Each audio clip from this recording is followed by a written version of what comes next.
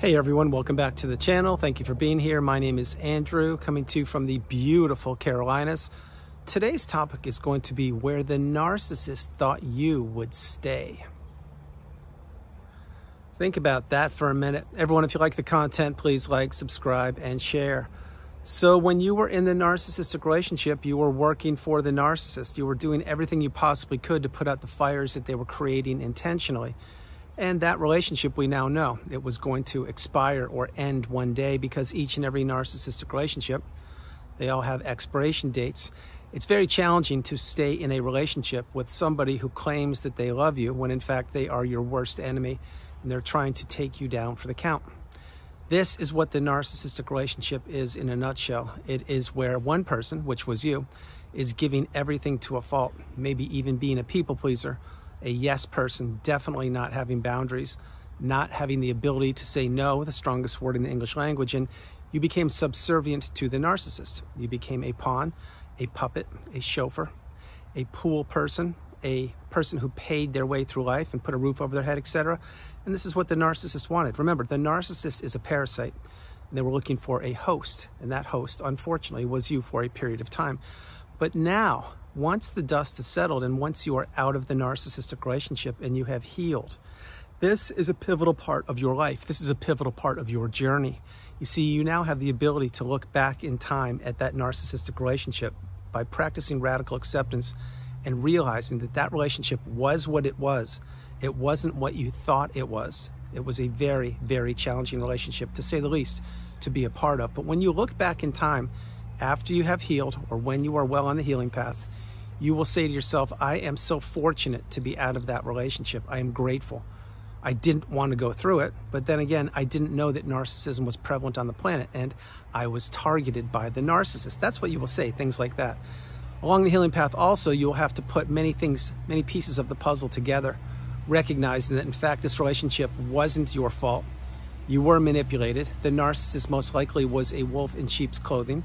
They learned all about you, figured out what made you tick. They assimilated themselves with you, and then they placed you in the trauma bond or the narcissistic fog, whatever you want to call it, and they slowly began to extract your resources from you. You became a shell of yourself. You became an extension of the narcissist. You became unrecognizable to your immediate family members, to your friends, to your coworkers, etc., and of course to yourself, because you kept on doing anything you possibly could to put band-aids over the cuts that were inflicted by the narcissist throughout that relationship. This is what the narcissist does. They press on that gas pedal of abuse until something gives, something breaks, and something snaps. And that's what happened in your relationship. But what the narcissist, where they thought you would stay, the narcissist sincerely thought you would stay stuck in the trauma bond. They thought that you would stay stuck thinking about them. They thought that you would stay stuck pining for them. They thought you would stay stuck giving them more and more chances.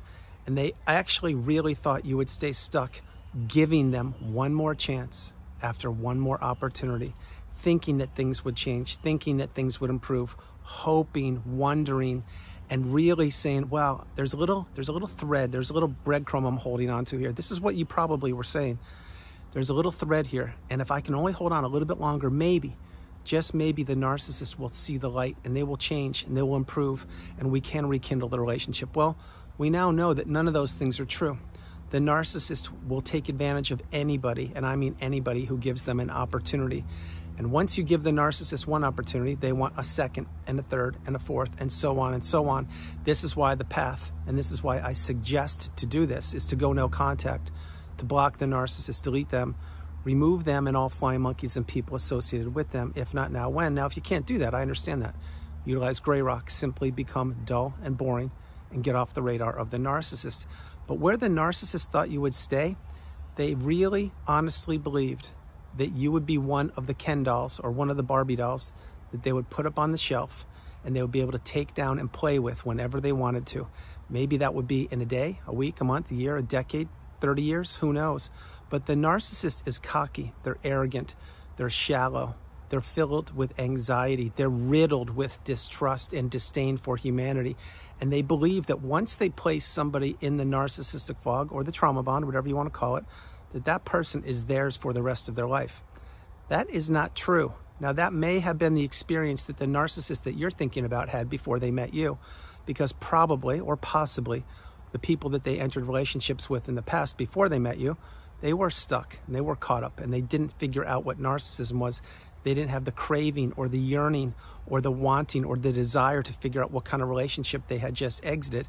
Maybe they were just blaming themselves. Maybe those relationships ended before the interweb or the internet or the smartphone. Who knows? But I can tell you one thing. The narcissists, before they met you, they were accustomed to keeping people on the sidelines, to keeping people's lives on hold, to keeping people left trapped in that narcissistic abusive cycle, keeping the door open just a crack. Remember another thing. The narcissist post-relationship, the narcissist will never, ever, and I mean never, give you closure. They can't give you closure. They don't want to give you closure, and they don't want you to figure out who they were and who they are. This is why closure must come from within. It must come from you, and you need to really wrap your head around that relationship wasn't what you thought it was. It was what it was, which again is where radical acceptance comes into play. But where the narcissist thought you would stay, they sincerely thought that you, although you're a human being, you would never be strong enough or intelligent enough or courageous enough to break the cycle, to break the loop, and to finally go no contact. But that is what you have done, or that's what you're doing, or that's what you're working towards doing. You see, the narcissist always believes that they're smarter than everybody. They believe they're the most beautiful or handsome person on the planet. They believe that no one can ever see behind the mask. They believe that nobody will break the trauma bond.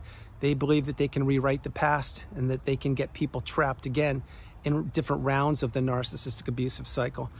Think about all the toxicity that the narcissist administered to you when you were in that relationship. Think of the gaslighting, the smear campaign, triangulation, my least favorite thing these people utilize. What about rage fits? What about mirroring, projection, the silent treatment? What about stonewalling? All these things the narcissist administered to you, these are all abusive techniques and tactics that are displayed by the narcissist because they were taught these at a young age, and they utilized them throughout their life up until and including the point in time when they met you. Then they found you, and you probably were a clean slate, which meant you were an empath or are an empath, kind, loving, stable, healthy person who believes in humanity and believed that people kept their words and believed that what people's words were would follow through with their actions. And then that's what the narcissist was preying on, P-R-E-Y, preying on. They were banking on you giving them opportunities. They were banking on you not seeing behind the mask, and they were believing that they could keep you trapped and stuck in that narcissistic abusive cycle as long as they wanted to. Now, again, this is what happens with the narcissist. They do this over and over and over again. And when you were in the relationship, you thought probably you were the only person that meant anything to them. Well, that's not the case. Tough pill to swallow, but the narcissist gets supply from pets, from friends, from acquaintances, from colleagues, coworkers, from cars, from trips, from Amazon, from ignoring you, from paying attention to you, from being late, from being on time, from rage fits, from slamming doors, from breaking glasses, from anything they can get. That's why getting away from these people is the path. That's why going no contact is the solution. And that's why really conserving your energy for those loved and trusted ones around you, specifically yourself, is what you must do. But this is where the narcissist thought you would stay. They thought you would stay hooked on them. They thought that they could administer little doses of hoovering or little doses of you keeping trapped in the past, thinking about them. Let's focus on a hoover for a quick moment. What is a hoover? I've mentioned it hundreds of times during the last years on my channel, but I'll say it again. A hoover is when the narcissist is testing the temperature of you. They want to see where you are, if you've healed, if you've figured them out, if you've gone no contact, if you understand who they are, and if you realize that getting away from them is the path. Now, a hoover can pop up out of left field. It can happen after a year, a decade, 20 years, whenever. It can happen a couple days after you were discarded or after you ended it. And hoovers come in all shapes and sizes. Sometimes it's a post in the snail mail. Sometimes it's an email. Sometimes it's via flying monkey. Sometimes it's a package or something left at your doorstep. Sometimes it is a phone call or text if you haven't blocked them. But this is what the narcissist will do. They will try to stay living in your mind rent-free as long as they possibly can. And remember, the narcissist is the weak one. They are the coward. They are the bully. They are the shallow one. They are the one that needs people's attention. You don't need people's attention. What you need is abundance. You need serenity, calmness. You need fortitude. You need commitment and resilience. And you need a life which does not include toxicity of a narcissist or from a narcissist or from anybody who does not have your best interest at heart. So as the thumbnail mentions, where the narcissist believed that you would stay, where they thought you would stay, they thought you would stay stuck in that loop, never ever figuring out who they were, never ever understanding what gaslighting is or what the smear campaign is or the silent treatment, etc. And that's what they were accustomed to until they met you. But remember, you are a beautiful, bright, shining light. You are a unique and rare individual. The narcissist saw what you possessed, which meant your exterior beauty, your interior beauty, your soul, your aura, the way you walk, the way you talk, all of your resources, which means your empathy, yes. Also some of your money and your love and your commitment and passion and always doing the right thing. They saw all that and they said, wow, I don't have any of this. How can I capture this for myself, try to extinguish it, and try to take as much as I can from this person, which was you, and leave them a shell of themselves? Oh, I know what to do. I will get really close to them and I will act like I love them or are in love with them. And then I will get them to fall in love with me or love me back, whatever it is. And I'll play the victim card and I'll use positive or negative reinforcement here and there, kind of like a yo-yo, up, down. And I'll spin them around that roller coaster of emotions, and eventually they'll get hooked on me. They will be missing what I was providing for them, which was disruption, toxicity, uncertainty, no commitment, and nothing but chaos and confusion. And then I'll pull back, and this person will be reaching out to me, which was you. And here we go. Now they're trapped in the narcissistic abusive cycle. And this is what they had done way before they met you. This is what they're doing right now. It's what they'll be doing tomorrow and in future days, as long as they gallivant the globe, because this is what they know. And it has worked for them to this point in time. But one thing they never banked on, they thought that you would be stuck in a certain place, which was the trauma bond, or still thinking about them and wondering if they could change, wondering if their therapy lessons are paying off, or wondering if they can introspect, or wondering if they can apologize and be accountable. None of those things are ever going to pay off, because the narcissist believes they're smarter than the therapist. They believe they know more than anybody. They believe the laws and the rules and regulations don't apply to them.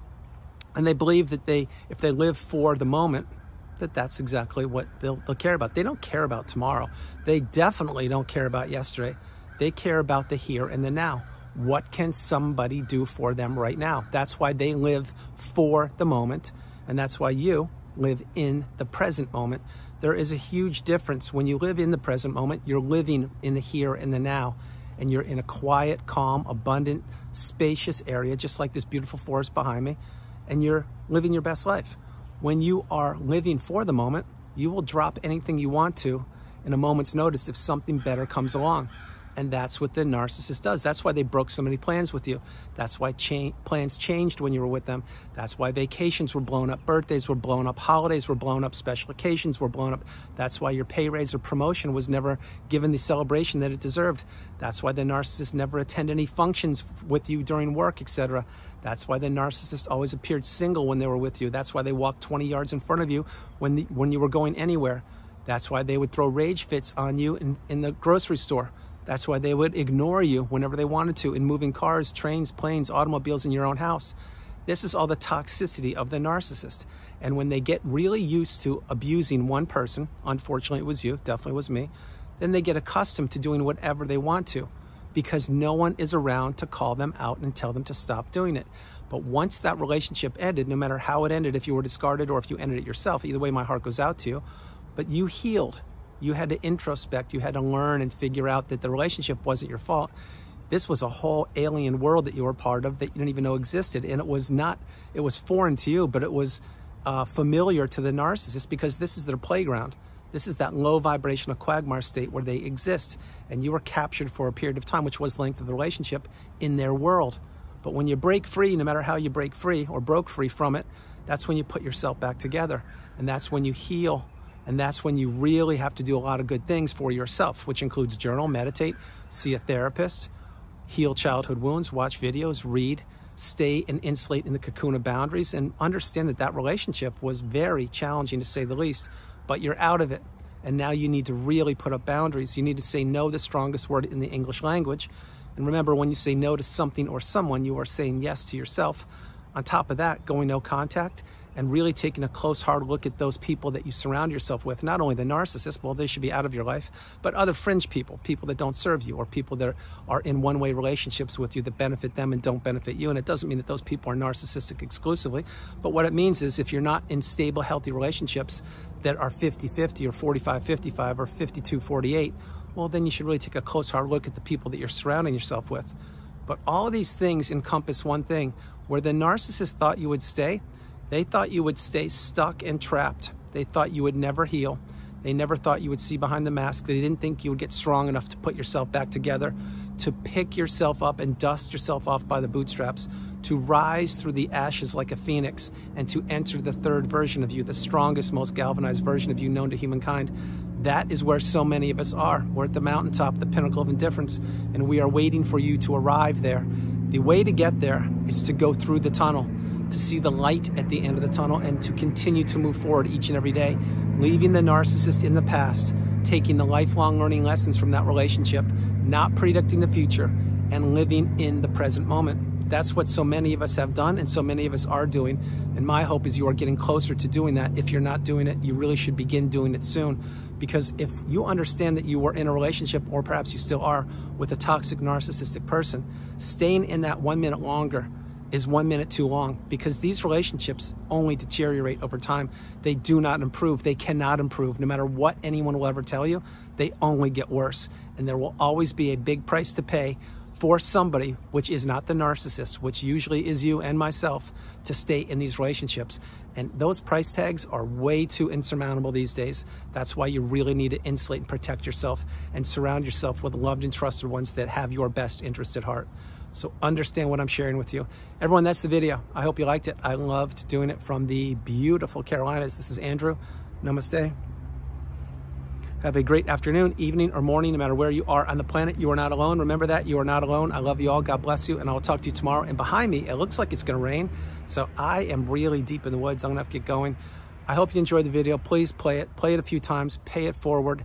Help out someone that perhaps doesn't even know that they need help, because at one point that was you. It certainly was me. Now that we're getting the wisdom, we're getting our cup full, and we understand that we are the priority, that we come first, second, and third. Once we've healed, we really owe it to ourselves and those loved and trusted ones around us to insulate ourselves and those people as well. Because remember, the narcissist is everywhere. We really need to be vigilant. We need to stay focused, have our boundaries, and really realize that oversharing is not good, and insulating, protecting yourself is good. Final thing, where the narcissist thought you would stay, they thought you would stay under their thumb. They honestly did. My hope is you're out from underneath their thumb. You're not in the same town, city, state, country, jurisdiction. My hope is you've gone no contact, etc., and you've shed all the wounds from the past. You've healed properly, and now you're living your best life. I love you all. God bless you, and I'll talk to you tomorrow. Bye.